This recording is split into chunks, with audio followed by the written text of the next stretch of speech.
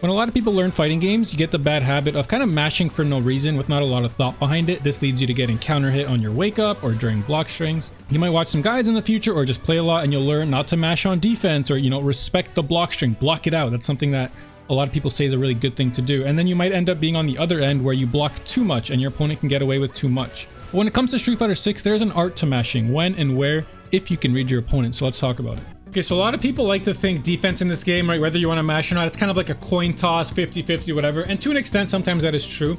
But there needs to be some method to your defense. You don't just mash because you feel like it and you're scared. You shouldn't just tech because it's a bad habit. Of course, we all know that. So I want to show you the common scenarios that if you see people build their offense in these particular ways, you need to mash at very particular intervals, okay? So one common one you'll see is someone will make you block a single jab and then they'll throw you, right? Now, the problem with this is that that jab is super minus, so you always mash after one here. If you really think that they're going to jab throw you, and you have this conscious decision, right? A lot of this is realizing how your opponent structures their offense. You should commit to jab into medium punch for most characters, right? So because it's a counter hit, I can get a medium punch, and then you can get a lot of corner carry, right? If they do it mid-screen, I would have put him in a corner. Another example of this is Ken's Dragon Lash, right? So he'll do something like this. And again, if you know they do things like this, you should get a counter hit and a lot of corner carry, and now I get to structure my offense, right? In the corner. So if someone ever does a single jab into throw, it's completely fake. If it's like a habit you notice they do, you should mash and you should commit to your medium punch after your mash, because if you were wrong and they did two jabs, the fact that you press that medium probably doesn't really matter anyway. Well, if you're the person on offense, you could beat this by doing, multiple jabs. Something like this. If I was to mash after one jab, you would get a full combo on me, right? So now we go to the next kind of phase of this, and they get to do 3 jabs on you. People can always do 3 jabs on you. If you notice someone does 3 jabs, for the most part, unless they drive rush, and even if they drive rush in some cases, it is your turn now. So if you ever notice someone do something like this, where they do 3 jabs into a crouch medium kick or something, and this is pressure I see a lot of people do, especially when I'm learning a new character. It's completely fake. You should always try to stuff after that 3 jabs, unless they very particularly have a frame trap option there. Now, I think Ken can do light Jinrai for that very reason, but then the light Jinrai itself is minus. This is more of a matchup thing because some characters can do 3 jabs into a special, but often that will lose to like a drive impact and you have to play another game.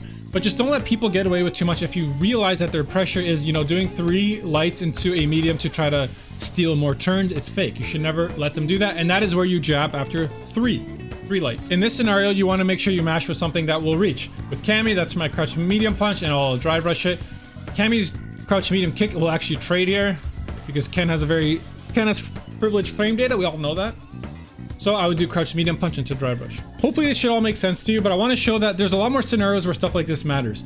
If you block a very low Cammy dive kick and she's plus, she often cannot do more than 1 jab because the dive kick, when it's like spaced well, it means that she's not as close to you, right? Oh, even on a hit, she can't do that. So let's say I block Cammy's dive kick.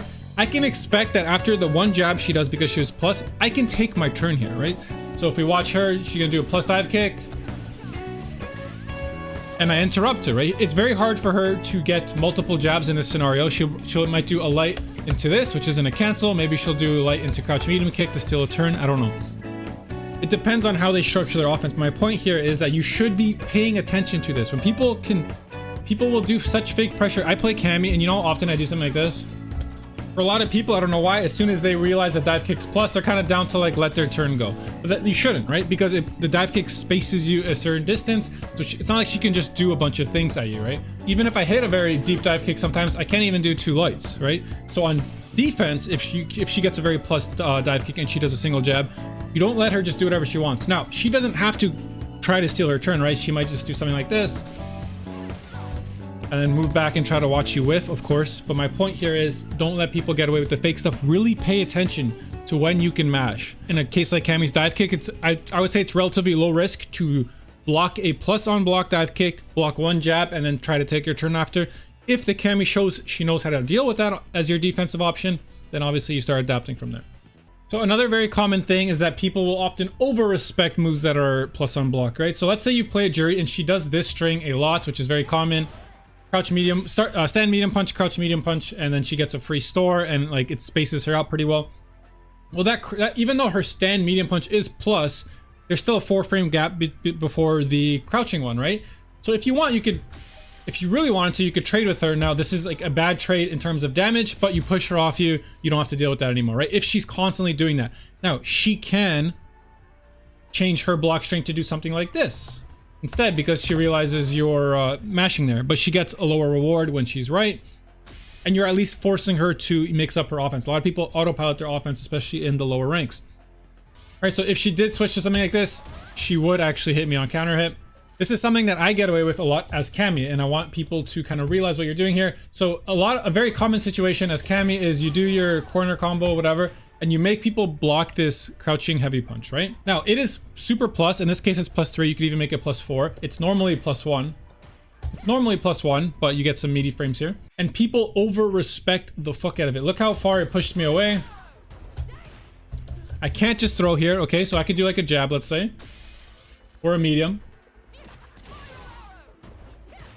So I could do like a medium or something, but you know, the reward for hitting that is also not high. It's not a cancelable move. And again, I'm not trying to imply that this isn't a good move. It is, but you should pay attention to what the person is doing and if there's holes in it, because a lot of people, again, a lot of people do autopilot what their like offense looks like.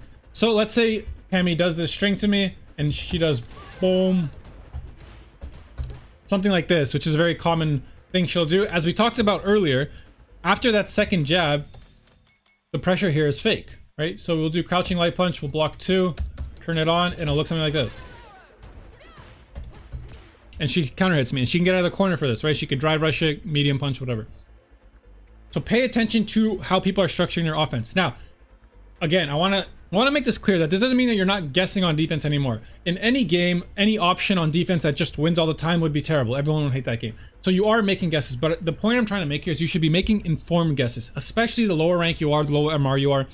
People structure their offense kind of on autopilot more often than not. So if you play a Cammy that always does this, you notice it once, and now you know the counterplay. You mash with intent. You know when to mash. You're not just pressing jab at a random point hoping you win. You'll never get better that way. Another thing I want to mention is that when you see situations like this where the person is +1, if you really think they're going to throw you, your jab would actually win in this scenario, right? So I'm going to have Jury do a jab after 2 blocks. If I grab her, even though it's +1, she wins. And the reason for this is because in this game, if a strike and a throw hit on the same frame, this isn't every fighting game, the strike wins. So this is something like Ken's Dragon Lash, it's +1. Cammy's Crouch Heavy Punch, it's +1 unless she does like the meaty setup. If he does something like this, I would win if I mash here, right? And I get a counter hit too. So like we said earlier, commit to your thing. So if you really think Ken will do that, Dragon Lash into throw, you don't have to delay tech, you don't have to jump away. I mean, those might be safer options, so you might not want to gamble with a jab, but your jab will win, again, if people are autopiloting their offense. Alternatively, like we said earlier, Ken might do something like this. How do we beat this? Right? We learned this. All this stack, it's not just about, you know, blocking a jump in or something. All this stacks together in how people pressure their offense. Right? So if we can get a read on how people are structuring their offense and we know when to mash, our defense will be much better. We're making better reads based on things we've seen rather than just guessing and hoping we're right. And that should help you improve your defense, especially against players who are not kind of well equipped to actually change up how their offense works to try to stuff these options.